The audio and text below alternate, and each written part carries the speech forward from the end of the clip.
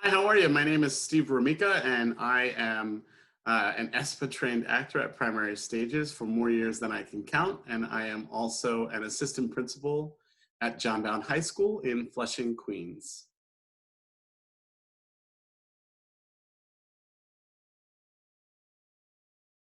On March 19th specifically, got a call from my principal to go downstairs, and as a cabinet, we were informed that we were closing and that there would be no students and that we would have to take everything with us and we would have to pack like we were going on summer vacation.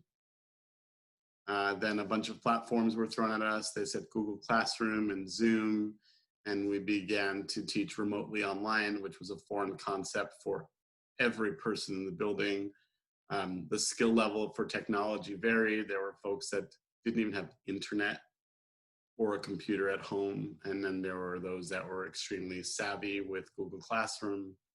And we went home and we took our stuff and we did not return back to the building until now, until for administrators, for me, it was August 31st. For teachers, it was, early September. And we have not been in the building since. And that experience was a lot of fast learning, was a lot of thinking on our feet. And as far as the kids are concerned, there was a lot of tragedy. There was a lot of heartbreak. There was a lot of personal experiences with death. And the experience on Zoom was, for many of our students, the only connection they had to a semblance of normalcy, only connection they had to other people outside of their household, including their friends. It was a difficult experience. We had students dealing with loss on a daily. We had staff members dealing with loss on a daily. And we had very little direction. And we did the best that we could to provide instruction that was of quality and was sound, and to provide guidance to students and families and technology. So many families had no technology to be able to access the online platforms. So we spent a lot of time just getting iPads and laptops to families so that students could receive an education. It was a difficult time. It was a difficult time.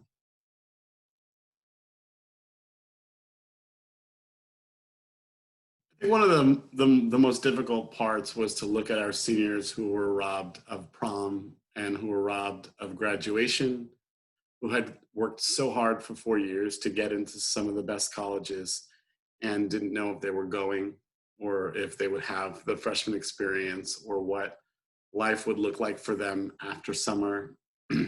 We had students who worked really hard to pass Regents exams, and then the Regents exams were canceled, and they didn't know what that meant for them. Would they graduate? Because there were these requirements that they hadn't met, that there was no guidance from the state on whether or not they would be able to graduate without having taken these exams that were requirements for their diplomas.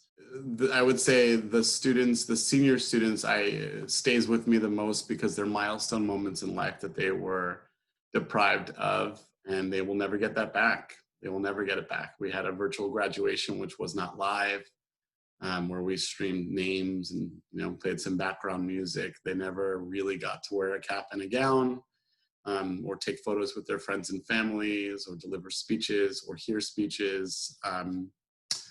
They were robbed of monumental life, like milestone moments that they can never get back.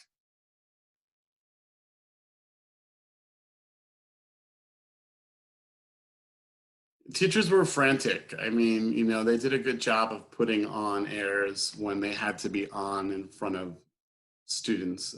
However, behind closed doors in faculty meetings, teachers were robbed of their sense of normalcy and their routine and their structure. And there were teachers, it sounds like a nice concept if you don't understand what's happening behind the scenes to be working from home. But the amount of work that happened from home was all encompassing. It was all hours. It was getting laptops to families. It was calling 150 parents because their children are not accessing the online platform. It's checking in with guidance counselors because there are suicidal ideations, or students who've just lost their grandparent or their brother or their mother or their sister. I had a student who was on a ventilator, which was so hard for the staff because she was such a great kid and so young. There was a lot of loss and there was a lot of uncertainty, and people really have a difficult time with uncertainty. There were teachers who really are not technologically savvy, being told that technology is the only way for them to conduct their courses. It was a steep learning curve with almost zero preparation and no time whatsoever. They were in overdrive. There were teachers responding to emails at 12:30 in the morning, and working around the clock to meet with kids. There were kids who were submitting work at all hours of the day so that they could graduate, but the work needed to be assessed and needed to be added online. Teachers were really struggling. They say the remote experience of working online during COVID was much more difficult than ever being in person. And there's also the loss of what happens in an educational setting. I mean, there are limitations to Zoom and to Google Classroom and to technology, and nothing can replace human interaction. Nothing can replace what happens, the spark and the magic and the synergy that happens inside of a classroom. And yet they were desperately trying to create something that was of quality with little resources, little time, and little knowledge of how it all functions. And then on top of that, they themselves were losing family members and losing friends and losing students. And then they had to put on a happy face and join a classroom where they were met with students who wouldn't show their faces or unmute their microphones or wouldn't attend at all. And then of course you'd call home and you would find out that, they didn't attend because their grandfather just passed away and they only live with their grandfather, or their sister's on a ventilator. It's a big school, so it's like a small village, it's a small city, 3,900 kids and 300 staff members. When you put that all together, everyone knew someone who was deeply impacted.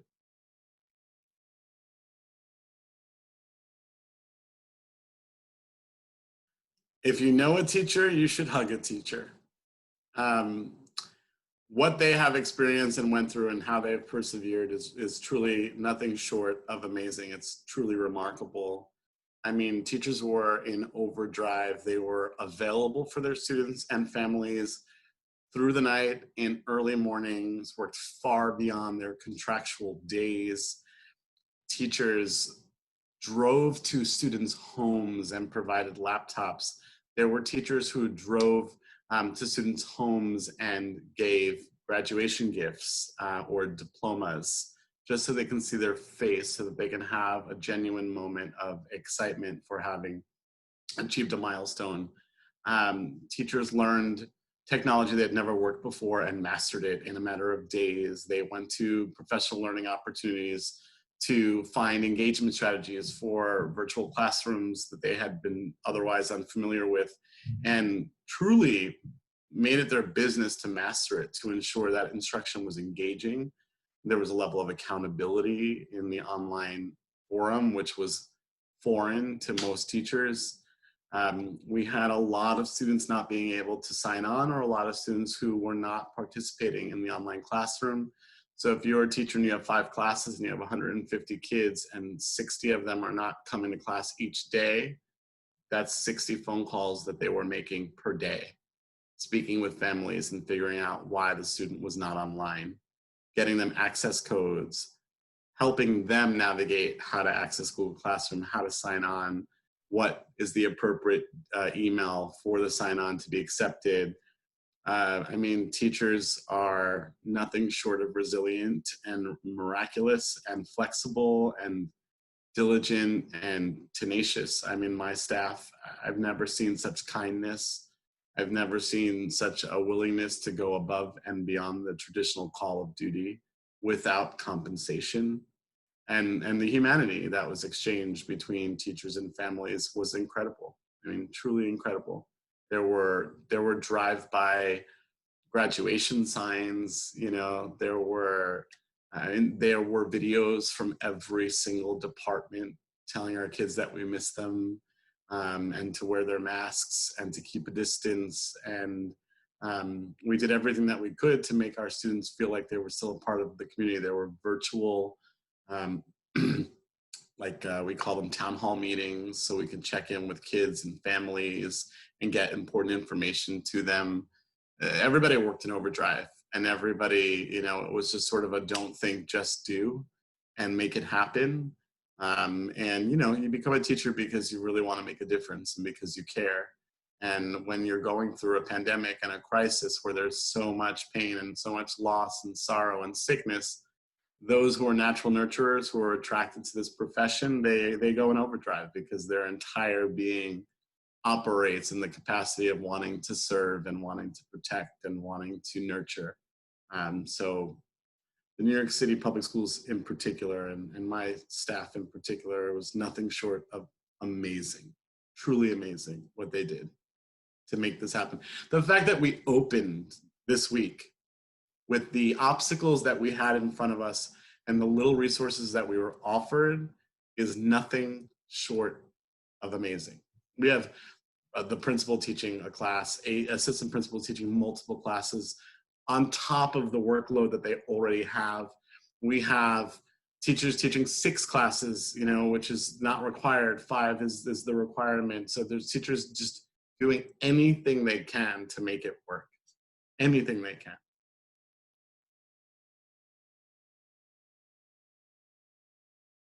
I would say that more than anything, our students need a semblance of normalcy and structure and routine. I also really do believe that, without rain, there's no rainbows. I think that the students are in a lot of different places. If it's difficult for an adult to cope with what we're experiencing as a world, can't even say nation, it's a global pandemic. Imagine what it is like for a child, for a student. I think they need creative outlet. I think they need creative expression. I think that now more than ever, the greatest ideas and thinking is born, and our students need an opportunity and an outlet to express that. I think, they need a time to be creative and a time and a place to let out what's bottled up inside. And there's so much bottled up inside. And I believe theater is transformative. And although we may not have it in the live arena, we can have it in the virtual arena. And I think that our students need that desperately. I think beyond teaching empathy in theater, that theater and art mimics life. And a child needs to have an opportunity. I mean, not just a child, but any human being needs to have an opportunity to escape. Right? You think about the Great Depression, and they went to the movies just to laugh, just to get away from crying or from dealing with the inner emotions. I think kids need to feel loved and safe and be told that things are going to be okay. And I think one of the things that make them feel like things are going to be okay and make them feel the most safe and supported is normalcy and structure and routine and regimen.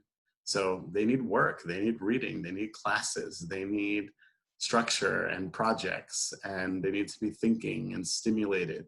But more than anything, I believe that our kids need a sense of humanity, which art offers. I think art offers humanity and a creative outlet at this time.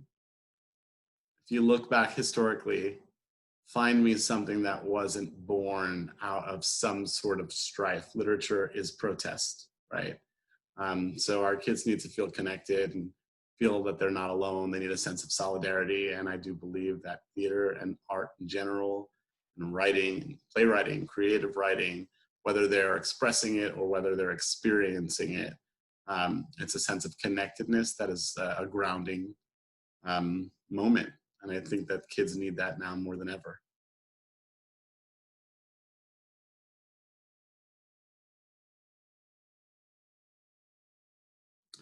So I am the assistant principal of a program called the Academy for Creative Artists. And within that program, we always, when we share with prospective students and families what the program entails, we always say it's a vibrant community of actors and young artists and their teachers. And we really do make it a community that is vibrant, where there's an exchange of a love for art by those who are professionals and those who are burgeoning artists. And there's a marriage between the two that stems from passion. And that really, I think, is the pulse of our community as a whole. And I think the added bonus to that is all of the extracurricular activities. So we believe that learning goes beyond the classroom at John Bowne High School. And what that means is that we make sure that we take it outside of the classroom. And so we're constantly seeing theater productions and having talkbacks with creative cast members and crew members, and showing students that there are so many roles within the theater and in film and television if they are passionate about it. I can tell you overall, more than anything, from our community and the experience of our community, because our community is an artist community, and a vibrant one at that. But what I can tell you is that theater is transformative, and I have seen disparate groups of students rise to unimaginable heights through the theater. Students who didn't want to go to class, and then they get cast in a production, or they're reading a play because they want a role that they had, and they're not traditionally readers. I've seen just the most incredible things ever happen through the theater and the theater community as a whole. They are, they're students who are aloof or a bit antisocial, and they come into the community and they make friends for the first time, and they discover who they are, and they find a sense of self-possession through working within our community, which is an artist community of playwrights and of actors. And they realize it's okay to question things, or it's okay to be different from others, and it's okay to be yourself. I think the greatest example that I can provide to you, a student who graduated quite a few years ago in 2007, a student that I am still very close with, a very fantastic working actor, works all the time. I took him to see an off-Broadway production of In the Heights. And actually very recently, he's almost 30 years old, I think he's 28 now, went out to dinner and he said, Mr. Remeika, I have to tell you, when you took me to see In the Heights, it was the first time I saw myself outside of myself and thought, I can do that. And the student is, his mother is Hispanic and his father is Black, and he had never ever seen a play before in his life, nor did he have the means to, and he had never ever seen a play where characters were relatable, or he can connect to, or he saw himself in. And he tells me all the time, it was that production, it was that play that told him he could do it. And he's everywhere. I mean, he's actually has a play right now being celebrated at the Public for Latin Heritage Month. He's been everything from Law and Order to Broken City with Mark Wahlberg, and he till this day he says it was that production that showed him he could, and he did, and he's amazing, and I'm so proud of him. We have so many students like that who theater is transformative for them, whether it's because they think that they can do more than they were ever told that they could, whether they're opening to ideas that they never toyed with before or were exposed to, having empathy for worlds they know nothing about, feeling a connection to things they know nothing about. Our community is vibrant because it's based in passion, and I think that artist communities are quite passionate. And obviously right now with everything that's happening with COVID, the community is hurting. They're not going out into the city. I mean, for many of our students, and they live in Queens, New York, born and raised in Queens, New York, and they may have never in their lives gone to Manhattan before or taken a train before in their whole lives, let alone seen a professional production. They can't afford it. So, programs like the Matinees program at Primary Stages gives them an opportunity and access to theater that they would otherwise not be exposed to or have a part of. It teaches empathy and compassion, and it gives them access, and it's transformative. It changes them. As a result, I would say they become more interested in school and learning and reading and finding plays that are right for them and characters that are right for them. And what they don't realize is through that process, while they're reading, they're becoming better readers. they're decoding, they're doing context clues, they're absorbing, their language acquisition is happening, and it's not a chore for them. It's leisure. It's luxury. They're enjoying it. I have seen the theater be transformative for students who come in quite, quite low level and go to heights that you couldn't imagine, just because they're excited and passionate about something, or they find what they're good at. Maybe they're not an academic, or they can't sit still in a classroom, but the moment you give them a script and you put them on stage, they become alive, and then they find a connection to school that's positive, and they keep coming back. And all of a sudden, their transcripts change, and their relationships with teachers change. Teachers see them in productions, in school plays, and they can, their math teacher, or maybe they didn't go to math in 2 weeks, and they go up to the math teacher, and the math teacher says, "I saw you in the play, you were amazing." And all of a sudden they have an ally and a teacher they thought was an enemy. So yeah, our community is buzzing and creative and vibrant, and I really do think that the students change as a result. People change as a result of theater, but the students in particular, especially for many of them, it's a novelty. It is their first time. They do not have the access. They do not have the money. And it provides an experience that they could never, ever have otherwise. And they're still, I have students that I meet with now who graduated many years ago that still talk about a particular production or a particular performance or a particular trip. And we had lunch in Central Park after, and that was my first time in Central Park. And it changes lives. It does, it changes lives.